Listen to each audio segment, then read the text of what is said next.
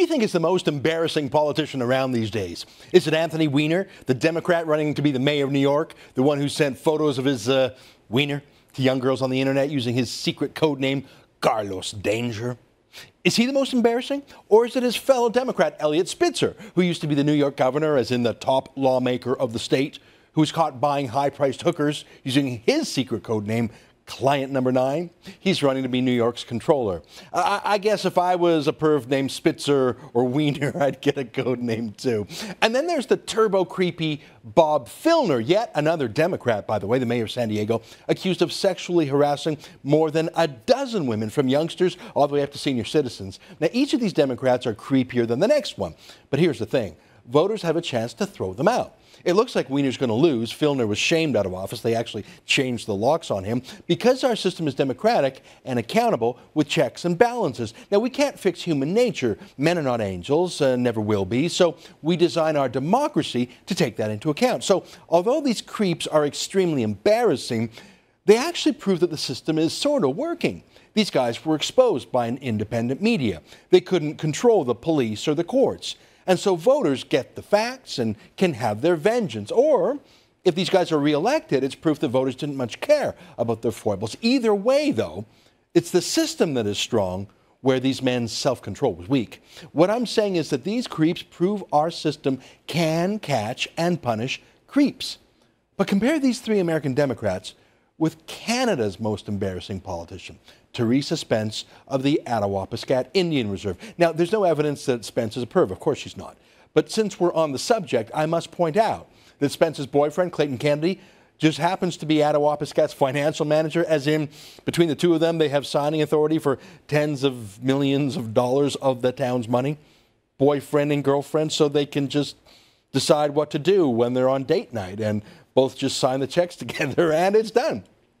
See, we use the word Indian chief, and it sounds like a priest or something religious or cultural in nature, but it's just a term under the Indian Act. It means the mayor of an all-Indian town called a reserve under the Indian Act. So you've got a small-town mayor, Theresa Spence, who is dating the small town's financial manager, and they both have signing authority together. And surprise, they both earn an astounding amount of money from that pot that they supervise. Kennedy gets paid $850 a day plus expenses to be the town's financial manager, a town of about 1,800 people. Now, most towns of 1,800 people don't even have a full-time mayor. Attawapiskat doesn't just have one mayor on the payroll. It has three: Mayor Spence, the chief, and then an acting chief and a former chief, and then they have 18 town councilors, all receiving full-time equivalent salaries too.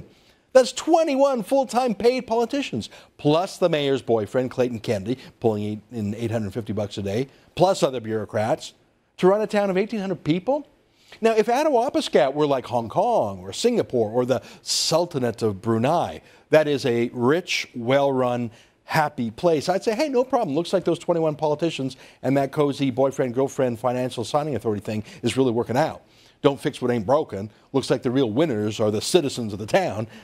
Yeah, but that's not true here. That's the opposite of true. Spence and Kennedy and the rest of these highly paid bosses of the reserve have run the place into the ground. You already know this, but let me give you a 2-minute recap. The place receives more than $35 million a year from the government. Plus, it's received more than $300 million over the past few years from the nearby diamond mine in contracts. And remember, they pay no income tax on the reserve. So you're looking at close to $500 million pouring into the reserve over the past 5 years for about 500 families. So that's about $1 million a family, tax-free.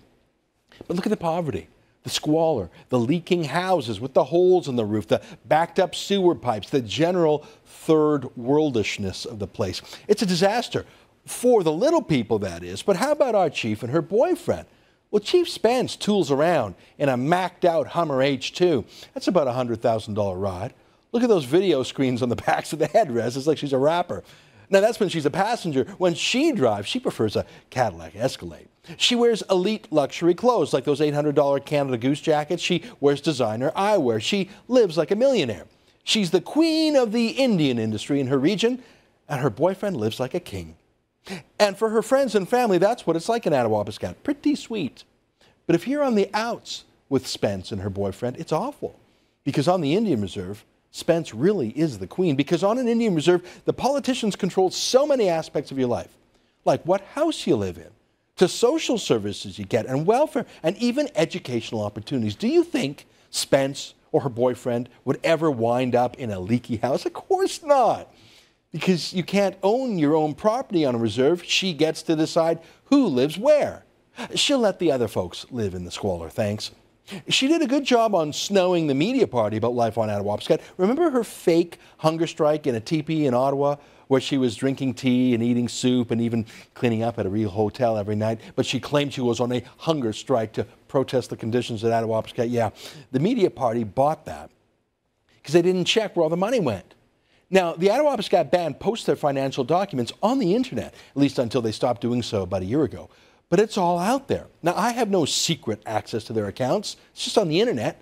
But most media party types would rather cast Spence as the victim and evil Stephen Harper as the villain in Attawapiskat. The fake hunger strike was perfect for that. But remember this, it's an invoice for $96,000 for Attawapiskat to buy a new Zamboni for their skating rink right in the middle of their so-called housing crisis. Plus, it costs almost as much to ship the Zamboni up there by truck and then rail and then barge. This is an Indian band that spends tens of thousands of dollars on lavish gifts, on luxury hunting expeditions, on pretty much any beautiful perk you can imagine for the ruling class. But Stephen Harper is to blame for the leaky housing up there. Now, when the audit firm called Deloitte reviewed the band's accounts, they checked over 400 different financial transactions. Deloitte found that 81% of the expenditures they reviewed, there simply was no paperwork, none at all. Even for $1 million real estate deals, the band didn't even have records of where the property was, which is weird because they already own all the property on the reserve. So were these $1 million purchases, were they condos in Florida? Maybe Deloitte couldn't find out, and they asked. There were consulting payments for hundreds of thousands of dollars, but no contracts, no invoices, sometimes not even the name of the person being paid. Deloitte said 81% of all transactions were just undocumented. But hey, no problem. Theresa Spence and her boyfriend had it all up here, you see, in their heads, and you can trust them to look out for their fellow residents, can't you? Things were so appalling up there in Attawapiskat that the Department of Indian Affairs sent an independent financial manager, like a bankruptcy manager or receiver, an outsider, to go in just to get a handle on where all the money was going. Theresa Spence sued to kick him out, claiming it was none of the federal government's business how they spent the money.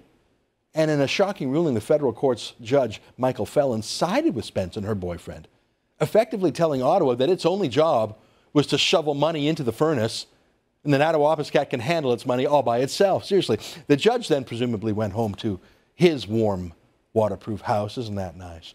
Now, what would the media party have done to any other Canadian politician who sued to have less financial scrutiny? Say, if Stephen Harper sued the Auditor General to have him stop inspecting how the feds spent money, how do you think that would go over?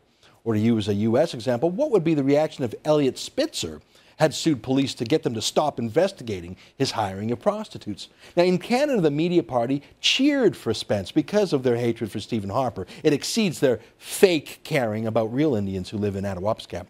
The media party loved Spence's PR tricks in that teepee and that fake hunger strike. But when one reporter actually dared to break with the pack and to go up to Attawapiskat to talk to real Indians, including those who were living in squalor, about the situation, well, those reporters were kicked out. Jennifer Tryon of Global News was actually trying to do some real reporting in Attawapiskat. Instead of photo op stenography at the teepee in Ottawa, Theresa Spence heard about Jennifer Tryon when she was down in Ottawa and picked up the phone and called up to Attawapiskat and ordered the Aboriginal police force up there called NAPS, the Anishinaabe Police Service, to arrest Tryon and her crew and literally put them in a police car and drive them out of town. Can you believe that? And the response from the media party? Crickets. A little bit of, oh, too bad, so sad from a few of Tryon's colleagues. But mainly, the media party was relieved that Global News wouldn't embarrass the rest of them by being the one news outfit doing real reporting, other than us, of course, while the rest of the media party were participating in the fake powwow in Ottawa. Can you imagine if Stephen Harper personally phoned the RCMP and told them to arrest reporters asking people questions that he didn't like? That's exactly what Theresa Spence did. And here, my friends, is my point. Last night, Theresa Spence claimed that she won re-election as the chief, that is, the mayor of Attawapiskat. She claimed she won. She claims it as a vindication of her high-spending, showboating ways. She claims it shows that she's running that town right, that it vindicates her boyfriend-girlfriend style of management, that it shows she was right to kick out that independent financial manager, and that Deloitte audit and the Zambonis don't matter up there. Here's the celebratory articles in the media party today about this great victory. The CBC plays it straight, right? Spence reelected. That's the news, right? The Globe and Mail published a story from Canadian Press. Same headline, right? Here's the Ottawa Citizen also regurgitating the Canadian Press headline. Spence reelected. That's their big takeaway from the event last night. She won. So she's democratically legitimate, right? It would be like if Spitzer and Wiener and Filner all won. It would vindicate them, at least somewhat. Even if they were creepy, well, at least they had some democratic legitimacy, right? Except, hang on. The election was supposed to have happened last night, but the results weren't released until today. It's sort of weird. And even now, the detailed results still haven't been released. But there are only about 1,800 people on the reserve, all in one town. So why did it take so long to count the results? Why haven't they still been released in detail as of now?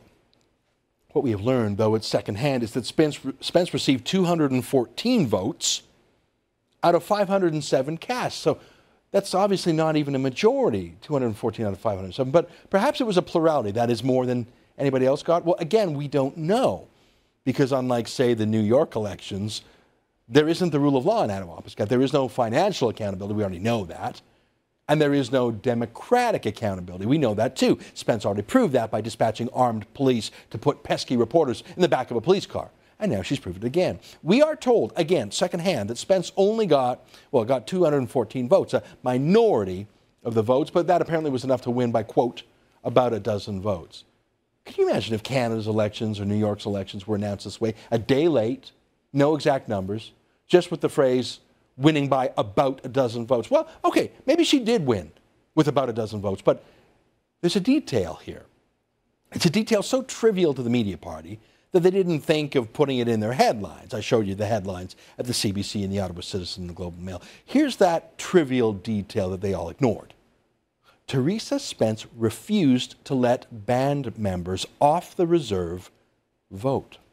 Now, they're legally entitled to vote. That's what an Indian reserve is. It's an ethnic enclave whose voters are registered Indians who have registered their status with the federal government. There are 3,351 registered Indians in the Attawapiskat Band. By legal definition, they all get to vote. But it won't surprise you to learn this. 1,489 of them, almost half, would rather live somewhere, anywhere, other than in Queen Teresa's fiefdom, which is amazing. I mean, there is so much money pouring into that town. If you live there, you don't have to pay income tax.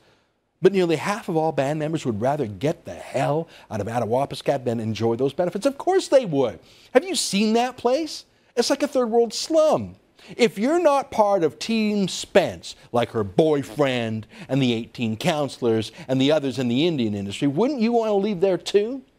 But maybe you'd want to fix your home. So maybe you'd want to vote to kick out Spence. Maybe you want to fix your hometown.